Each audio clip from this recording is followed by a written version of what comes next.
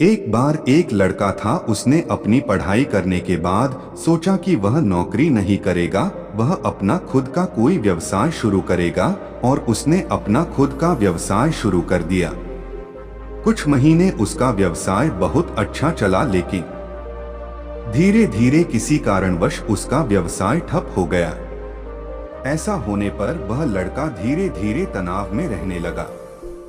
उसने सोचा जो सपना उसने देखा था वह सपना उससे प्राप्त नहीं हुआ, इस कारण वह लड़का बहुत ज्यादा तनाव में रहने लगा। इस बारे में उस लड़के को उसके घर वालों ने काफी समझाया, उसके दोस्तों ने भी बहुत समझाया, लेकिन वह लड़का कुछ समझने को तैयार नहीं था। उस लड़के का एक गुरु था जिन्होंने उसे कॉलेज में पढ़ाया था। एक दिन गुरु ने उस लड़के को अपने घर पर बुलाया और पूछा कि बेटा क्या कारण है, मुझे तुम्हारे घर वाले और दोस्तों से पता चला कि तुम बहुत परेशान रहते हो। तो उस लड़के ने बोला, गुरुजी क्या बताऊं, मैंने 5 से 6 महीने अपना खुद का व्यवसाय किया था। मैंने उस व्यवसाय में बहुत मेहनत की थी, लेकिन मैं कुछ भी नहीं बन पाया।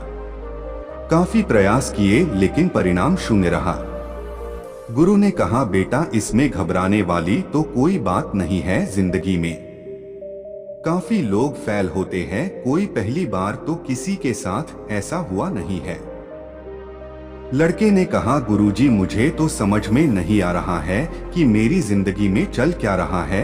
इतने सारे प्रयास करने के बाद भी कुछ परिणाम ना मिले तो मुझे नहीं लगता कि जीवन का कोई मतलब है।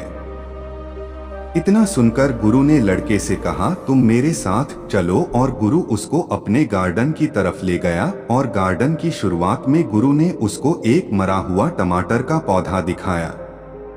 गुरु ने कहा, बेटा इस पौधे को देखो। तो लड़के ने कहा, गुरुजी इसको क्या देखना, यह तो खुद मेरी तरह मरा हुआ है। तो गुरु ने समझाया कि बेटा ये फालतू की बातें नहीं करते हैं, मैं तुम्हें यह समझाने की कोशिश कर रहा हूँ कि मैंने खुद इस टमाटर के पौधे को वह सब चीजें दी जो इसको जरूरत थी। खाद, बीज, कीटनाशक, दवा, पानी आदि सब कुछ जो इसको जरूरत थी, लेकिन ये फिर भी मर गया। अब इस पर तो मेरा कोई नियंत्रण है नहीं। मेरा नियंत्रण तो था मेरी मेहनत पर जो मैंने पूरी की। तो लड़के ने कहा, गुरुजी जब यही बात आप खुद कह रहे हैं तो मुझे क्यों समझा रहे हो?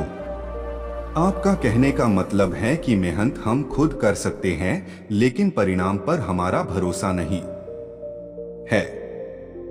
जब परिणाम पर हमें भरोसा नहीं है, वह सब भगवान के हाथ में है, तो फिर हम क्यों प्रयास कर रहे हैं?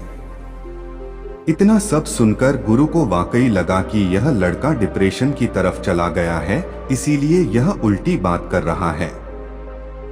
उन्होंने एक बार फिर उस लड़के को समझाया, बेटा मेहनत हमारे हाथ में है, लेकिन परिणाम हमारे हाथ में नहीं है। तुम यह सब समझो। लेकिन वह लड़का समझने को तैयार नहीं था। इतना कहकर वह लड़का जाने लगा तो टीचर ने उसको रोका और बोला, बेटा जाने से पहले एक बार तुम मेरे साथ और चलो। टीचर उस लड़के को अपने स्टोर रूम की तरफ लेके गया और रूम का दरवाजा खोला। जैसे ही दरवाजा खोला, रूम के अंदर लाल टमाटरों का ढेर लगा हुआ था। यह सब देखकर वह लड़का चौंक गया और टीचर से बोला, सर टमाटर का पौधा तो मरा हुआ था। तो टीचर बोला, बेटा मैंने तुम्हें सिर्फ गार्डन का पहला पौधा दिखाया था जो मर चुका था, उसके बाद में तुम्हें वापस लेकर आ गया था। मैंने तुम्हें पूरा गार्डन नहीं दिखाया था। वहां पर सिर्फ एक पौधा था जो मर चुका था, बाकी सारे वो थे जिनकी वजह से यहाँ टमाटरों का ढेर लगा हुआ है। टीचर ने कहा, मैं तुम्हें यही समझा रहा हूं कि अगर तुम पहली बार फेल होते हो और तुमने भी ये ही मान लिया तो तुम अपने जीवन में कभी सफल होगे। तुम्हें अपने काम करने के तरीके को बदलना होगा, तुम्हें सकारात्मकता से सोचना होगा, और तुम अगर एक बार फेल हुए हो तो इसका मतलब यह नहीं है कि तुम बार बार फेल होगे।